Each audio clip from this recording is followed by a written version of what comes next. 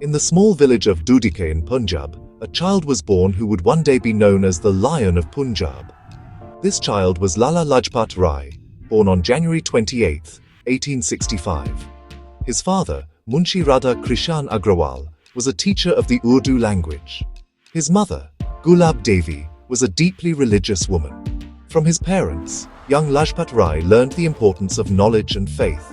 His home was a place where different beliefs were respected. His father was influenced by Islamic teachings, while his mother followed Sikhism and Hindu traditions. This taught Lajpat Rai to be open-minded and to respect all people, no matter their background. He grew up listening to stories of courage and sacrifice, which planted the seeds of patriotism in his young heart. The values instilled in him during his childhood became the foundation of his life. His mother's strong religious beliefs taught him about devotion and righteousness.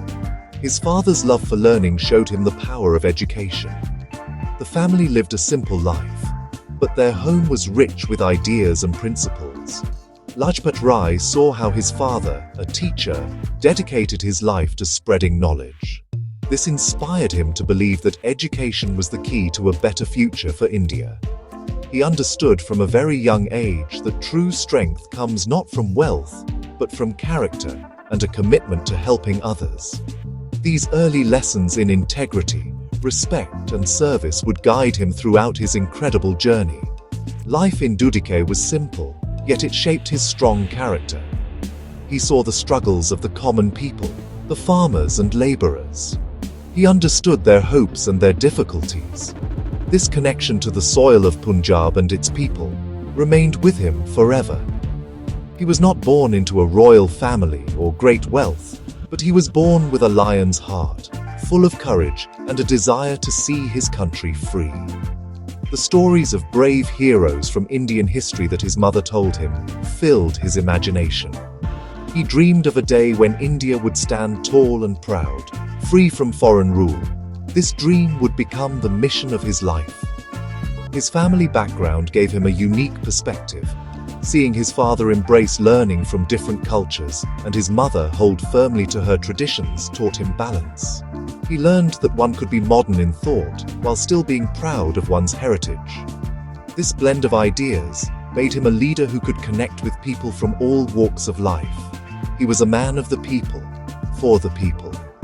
The little boy from a quiet village was destined for greatness, not because of his circumstances, but because of the strong values of courage, service, and love for his nation that were nurtured in his home. His journey was just beginning, but his path was already clear. Lala Lajpat Rai's thirst for knowledge took him to Government College in Lahore in 1880. This was a big step for the young boy from a small village. Lahore was a bustling city, full of new ideas and possibilities. At college he studied law, but his education went far beyond textbooks. He met other bright young students and thinkers who were passionate about India's future. It was in Lahore that he came into contact with a powerful social and religious reform movement called the Arya Samaj. This movement was founded by Swami Dayanand Saraswati, a great scholar and reformer. The Arya Samaj's message of self-reliance, pride in Indian culture, and social equality deeply resonated with Lajpat Rai. The teachings of the Arya Samaj had a profound impact on him. Swami Dayanand Saraswati spoke against social evils like the caste system, child marriage, and the worship of idols without understanding their meaning. He called for a return to the wisdom of the ancient Vedas and promoted education for all, including women. For Lajpat Rai, this was a powerful call to action. He saw that India's freedom was not just about removing the British, it was also about reforming Indian society from within. He believed that a strong and united India could only be built by removing injustices and educating its people. He became a devoted follower of the Arya Samaj and its principles. The Arya Samaj gave Lajpat Rai a clear mission. It combined spirituality with a strong sense of nationalism. The movement taught that true service to God was service to the nation and its people. This philosophy inspired him to dedicate his life to a larger cause. He started actively participating in the activities of the Arya Samaj in Lahore. He worked alongside other future leaders like Pandit Guru Dutt Vidyarthi and Lala Hansraj. Together, they dreamed of an India that was not only politically free, but also socially enlightened and strong. His time in Lahore was a period of great intellectual and spiritual awakening. It transformed him from a student into a visionary leader. His legal education gave him the tools to fight for justice, but the Arya Samaj gave him the soul to fight for freedom. He graduated with a law degree in 1886, but his heart was already set on a different path. He realized that his purpose was not just to practice law for personal gain, but to use his skills for the upliftment of his countrymen. The combination of his modern education and the traditional wisdom of the Arya Samaj created a powerful force within him. He was now ready to step onto the public stage, armed with knowledge, inspired by a great vision, and filled with an unshakable resolve to serve his motherland. After completing his law studies, Lala Lajpat Rai began his legal practice in Hisar, a small town in Haryana. He was a very successful lawyer. His sharp mind and strong arguments earned him a great reputation and a comfortable income. He could have chosen a quiet and prosperous life, focused only on his career and family. However, the fire of service that had been lit in him by the Arya Samaj burned brightly. He saw his legal profession not as an end in itself, but as a means to serve the people. He often used his legal knowledge to help the poor and fight against injustice. His heart was not in the courtroom alone, it was with the people of India. The call to serve his nation grew stronger with each passing day. He felt that his true purpose lay beyond the confines of his legal practice. He decided to move his work to Lahore, which was the heart of political and social activity in Punjab. In Lahore, he continued his legal work, but he dedicated more and more of his time and energy to public service. He became deeply involved in the social and educational work of the Arya Samaj. He knew that to free India, its people first needed to be awakened and empowered. This marked his transition from a successful lawyer to a full-time servant of the nation. He chose a path of struggle and sacrifice over a life of ease and comfort. His decision was not made lightly. It meant giving up a lucrative career and facing many challenges. But for Lala Lajpat Rai, the freedom and well-being of his country were more important than personal success. He believed that every educated Indian had a duty to work for the nation's upliftment. He led by example, showing that one person's commitment could make a huge difference. His transition inspired many other young professionals to join the freedom movement. They saw in him a leader who practiced what he preached. He used the money he earned from his legal practice to fund educational institutions and support the cause of independence. This shift from a personal career to national service defined the rest of his life. He became a voice for the voiceless and a champion for the oppressed. His work was no longer about winning cases in a court of law. It was about winning freedom and dignity for an entire nation. He understood that the battle for India's soul had to be fought on many fronts, in schools, in society, and in the political arena. Lala Lajpat Rai, the lawyer, had now fully become Lala Lajpat Rai, the leader, ready to dedicate his every breath to the service of his motherland. His journey of selfless service had truly begun. Lala Lajpat Rai firmly believed that education was the most powerful tool for national regeneration. He knew that a nation of educated people could not be kept in chains for long. Inspired by the teachings of Swami Dayanand, he became a champion of a new kind of education. This education would blend modern Western knowledge with the rich cultural and moral values of India. He worked tirelessly with his fellow Arya Samajist, Lala Hansraj, to establish the Dayanand Anglo-Vedic College in Lahore in 1886. This was a revolutionary step. The college aimed to create young Indians who were scientifically minded, but also deeply proud of their heritage. It became a model for many other educational institutions across the country. His vision for social reform went hand in hand with his educational work. He fought against the rigid caste system, which he saw as a major weakness in Indian society. He advocated for the equality of all people and worked for the upliftment of the so-called untouchables. He believed that for India to be strong, it had to be united. He also spoke out against social evils, like child marriage and the dowry system. He was a strong proponent of women's education, understanding that the progress of a nation depended on the progress of its women. His efforts were aimed at building a just, equitable, and progressive society, which he saw as the essential foundation for a free India. Lala Lajpat Rai's genius was not limited to education and social reform. He also understood the importance of economic self-reliance. He knew that as long as Indians were economically dependent on the British, true freedom would be a distant dream. With this vision, he helped establish the Punjab National Bank in 1894. This was one of the first banks in India to be started and managed entirely by Indians with Indian capital.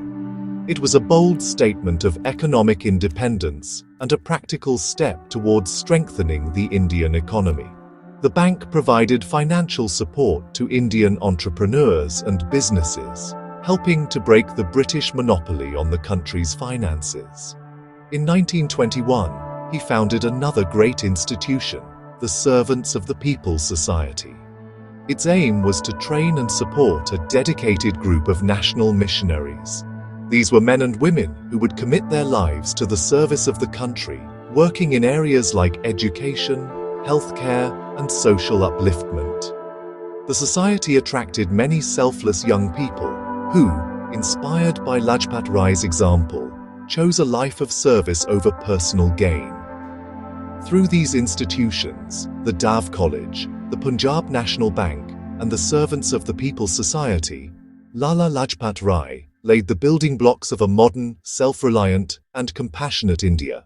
He was not just a freedom fighter, he was a nation builder. Lala Lajpat Rai's journey into full-time politics, began with the Indian National Congress. In those early years, the Congress was mainly dominated by the moderates. They believed in, appealing to the British government through petitions and prayers. Their hope was to bring about gradual reforms. However, Lajpat Rai, he belonged to a new group of leaders who were growing, quite impatient with this approach. They were known as the extremists or nationalists. These leaders, they believed that freedom was their birthright and it had to be demanded, not begged for. They, did not believe in the goodwill of the British rulers and called for more direct action to achieve independence. Lala Lajpat Rai soon found two other powerful leaders who shared his fiery spirit and vision. Bal Gangadhar Tilak from Maharashtra and Bipin Chandra Pal from Bengal. Together, they formed a famous trio known as Lal Bal Pal. Their names became a household word across India, symbolizing a new and assertive form of nationalism. They, electrified the nation with their powerful speeches and writings. They traveled across the country, urging people to wake up and fight for their rights. They promoted the ideas of Swadeshi, which is using Indian-made goods, and boycotting foreign goods. This was a powerful strategy, to hurt the British economy and promote Indian industries. The trio's call for Swaraj, or self-rule, really captured the imagination of the Indian people, especially the youth. Bal Gangadhar Tilak famously declared, "Swaraj is my birthright, and I shall have it."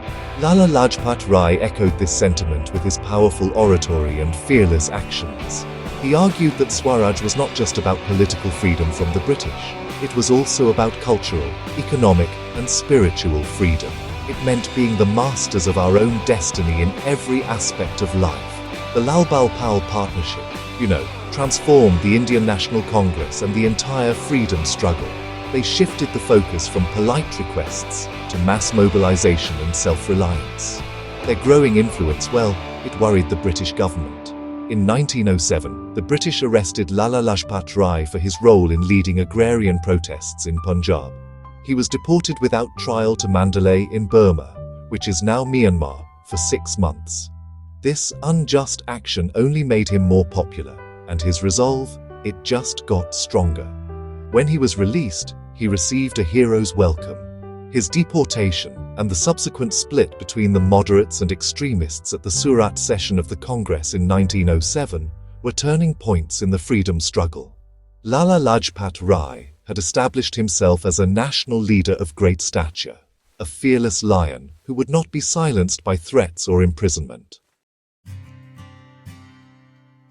In the year 1914, as World War I was just beginning, I traveled to Britain and then to the United States. This journey, well, it was not for leisure, it was a mission. I wanted to present India's case for freedom to the international community. I truly believed that the world needed to know about the injustices of British rule in India. You see, I wanted to counter the propaganda spread by the British, who often portrayed their rule as some sort of civilizing mission. I was determined to be a powerful voice for my motherland on foreign soil. I knew that gaining international support could, put pressure on the British government and really strengthen India's struggle for independence. During my stay in the United States, which honestly lasted for nearly 6 years, I was incredibly active. I traveled extensively, giving lectures at universities and public meetings. I wrote articles for newspapers and published several books. One of my most important works written during this time was Unhappy India, which was a powerful rebuttal to a book by an American author that had praised British rule. In my writings and speeches, I exposed the economic exploitation of India by the British. I explained how Britain was draining India's wealth and resources, leaving its people in poverty. I spoke with passion and conviction, and my words found a receptive audience among many Americans who believed in freedom and democracy. To organize my efforts, I founded the Indian Home Rule League of America in New York City in 1917. This organization became a hub for Indian students, expatriates, and American sympathizers who supported the cause of Indian independence. The League published a monthly journal called Young India, which provided news and analysis about the situation in India. Through these efforts, I built a strong network of support for the freedom struggle. I connected with American intellectuals, politicians, and activists, educating them about India's aspirations. I argued that the principles of self-determination, for which America itself had fought, should also apply to India. My time abroad was a crucial chapter in my life and in the freedom movement. It showed my strategic thinking and my ability to operate on a global stage. I was not just a leader within India, I was an ambassador for a nation struggling to be free. When I returned to India in 1920, I came back with new ideas and a broader perspective.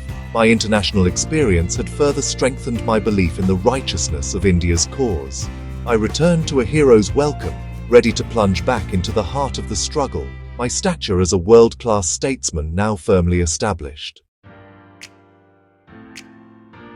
Upon my return to India, I was greeted as a national hero. I was elected president of the Indian National Congress at a special session in Calcutta in 1920. I plunged headlong into the non-cooperation movement launched by Mahatma Gandhi. However, my most courageous and, honestly, final battle was yet to come. In 1928, the British government appointed an all-white commission, led by Sir John Simon, to recommend political reforms for India. The fact that not a single Indian was included in the Simon Commission was seen as a grave insult to the people of India. The entire nation erupted in protest. The slogan, "Simon, go back," echoed in every corner of the country. Despite my age and failing health, I decided to lead the protest against the commission in Lahore. I was the Lion of Punjab, and I could not remain silent when the honor of my nation was at stake. On October 30th, 1928, a massive, peaceful procession marched towards the Lahore railway station to greet the Simon Commission with black flags and chants of "Simon, go back." I was at the forefront, leading the non-violent demonstration. The atmosphere was charged with patriotic fervor. The sheer size and determination of the crowd unnerved the local British authorities. The police, led by the British Superintendent of Police, James A. Scott, ordered a brutal, lathi charge, a violent attack with heavy bamboo sticks, on the peaceful protesters. Scott specifically targeted the leaders to break the morale of the crowd. Despite being an elderly and respected leader, I was singled out and mercilessly beaten. I was struck repeatedly on my head and chest. Even as the cruel blows rained down on me, I stood my ground, protecting others and trying to keep the protest peaceful. I was grievously injured, but my spirit remained unbroken. My body was bruised, but my courage shone brighter than ever. That evening, addressing a large crowd, the injured lion roared one last time. My words have become immortal in the history of India's freedom struggle. I declare that the blows struck at me today will be the last nails in the coffin of British rule in India. These prophetic words were a testament to my unbreakable spirit. I knew that the physical blows I had suffered would ignite a fire that the British Empire could not extinguish. Though I was in immense pain, my concern was for the future of the nation. I had made my final stand, a non-violent but powerful act of defiance against tyranny. The brutal injuries I sustained during the Lathi charge took a heavy toll on my health. My condition worsened, and just over 2 weeks later, on November 17, 1928, the Lion of Punjab breathed his last. My death was not just a personal loss, it was a national tragedy. The entire country was plunged into mourning. But amidst the grief, there was also a burning sense of anger and outrage. The peaceful protester had been brutally attacked, and my death was seen as a direct result of the police violence. My martyrdom sent shockwaves across India and proved to be a powerful catalyst for the freedom movement. My prophecy that the blows struck at me would be nails in the coffin of the British Raj began to come true. My sacrifice lit a fire in the hearts of India's youth, especially the young revolutionaries who believed that non-violence alone was not enough to oust the British. They were devastated and enraged by the death of their beloved leader. A group of young revolutionaries, including Bhagat Singh, Sukhdev and Rajguru, who were part of the Hindustan Socialist Republican Association, were deeply moved. They had witnessed the attack on me and felt that such a national insult could not go unanswered. They vowed to avenge my death. In their quest for vengeance, Bhagat Singh and his comrades planned to assassinate James Scott, the police superintendent who had ordered the Lathi charge. In a case of mistaken identity, they ended up killing another police officer, John P. Saunders. This act, known as the Lahore Conspiracy Case, shook the foundations of the British Empire in India. While many leaders, including Mahatma Gandhi, did not agree with their violent methods, the actions of these young men electrified the nation. They became folk heroes, symbols of ultimate sacrifice for the motherland. My martyrdom had directly inspired a new, more radical phase in the revolutionary struggle for freedom. The legacy of my sacrifice was immense. It exposed the brutal reality of British rule, shattering any illusion that it was benevolent. It showed that the British would not hesitate to use violence even against a respected, elderly leader engaged in a peaceful protest. This hardened the resolve of the Indian people. My death did not silence the call for freedom. Instead, it made it louder and more urgent. The lion was gone, but my roar echoed in the actions of countless young men and women who were now willing to lay down their own lives for the cause of Swaraj.